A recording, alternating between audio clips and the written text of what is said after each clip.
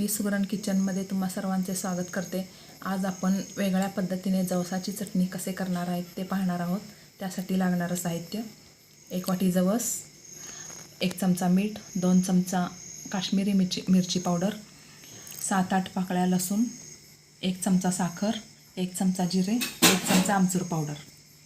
प्रथम आपण जाड बुडाच्या कढईत जवस मंद आचेवर भाजून घेऊया।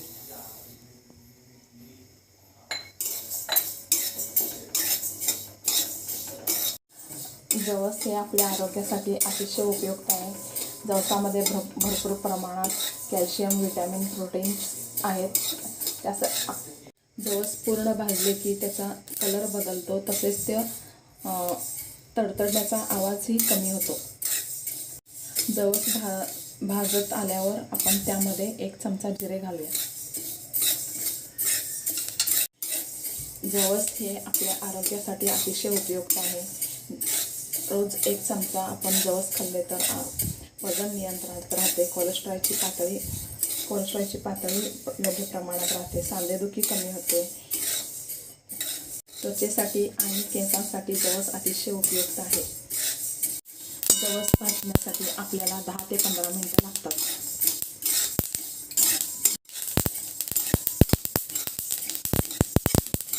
आपले जवस भाजून झालेले आहेत, ते थंड करण्यासाठी आपण एका भांड्यात काढून ठेवूया।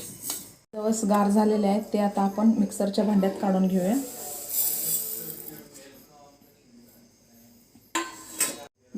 जवस, लसणाच्या पाकळ्या,